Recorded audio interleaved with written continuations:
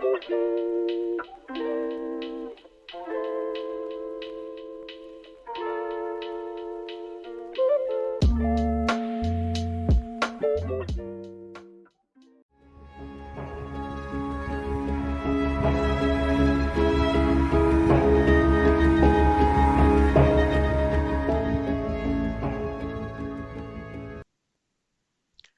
Minimum Service Bill is the latest salvo in the class war against workers. No cooperation with union-busting anti-strike laws.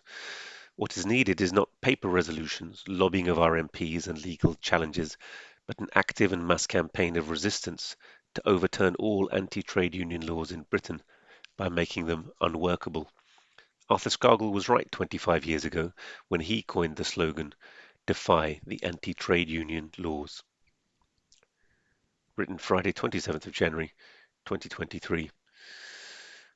The Trades Union Congress one-day rally against the new anti-strike law, whilst welcome in itself, falls woefully short of giving any kind of a lead to a working class that has been for so long starved of socialist leadership.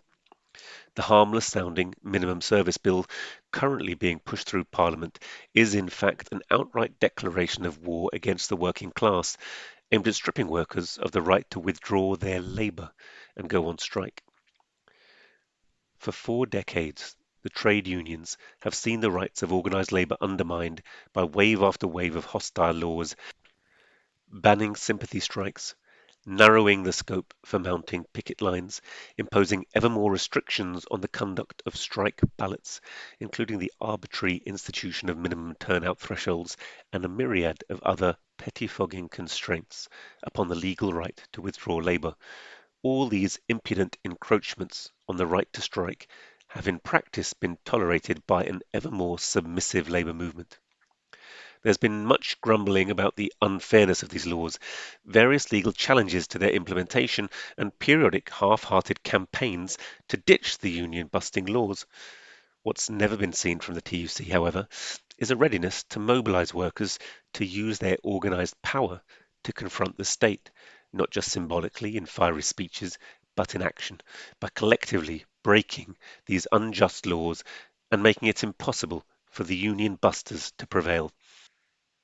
Instead, most trade unions, with a few honourable exceptions, have submitted meekly to being neutered, getting sidetracked into promoting discount insurance schemes and the like for their members, whilst continuing to fund an imperialist Labour Party that stands unashamedly on the side of the bosses.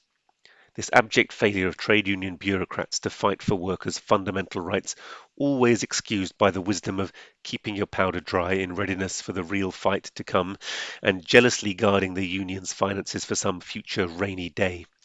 Well, the rainy day has come, but it is capitalism, not the unions, that has seized the initiative and started a real fight against workers' few remaining rights. It is impelled to do this in order to make workers bear the burden of the inflationary cost of living crisis, for which we bear no responsibility whatsoever. The Minimum Service Bill step by step demolishes every last vestige of the right to strike, the one and only way that wage slaves can collectively exercise our power within capitalist society.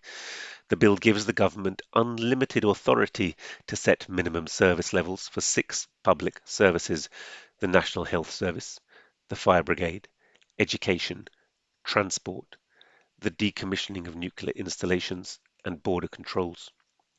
Unions representing these key workers will have no say in the matter, leaving the government with a carte blanche to decide what minimum service level actually means in any particular case.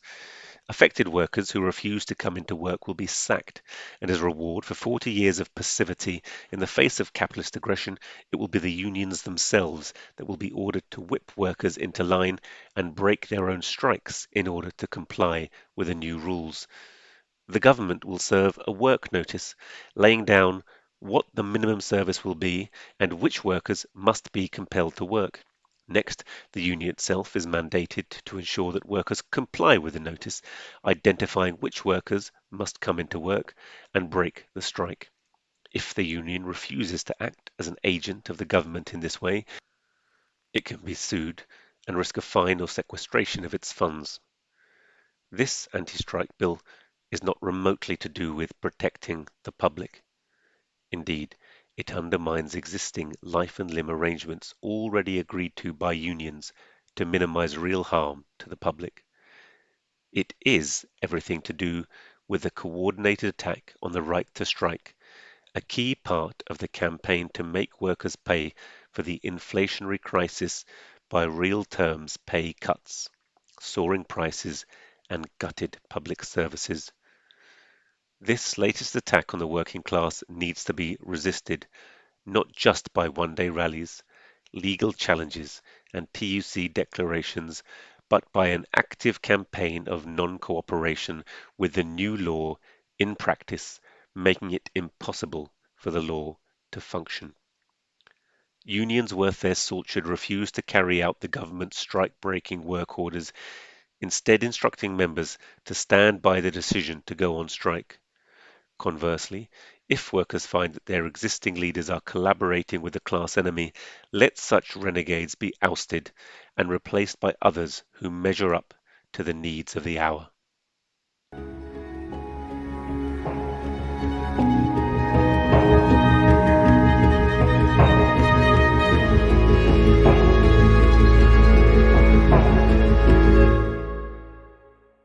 Thanks for listening to Proletarian Radio.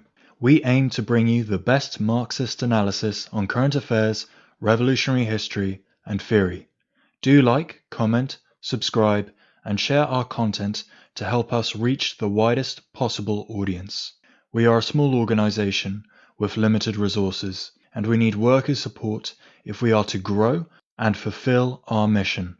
If you are able to make a one-off or regular donation, no matter how small, please visit our website at thecommunists.org and register as a supporter.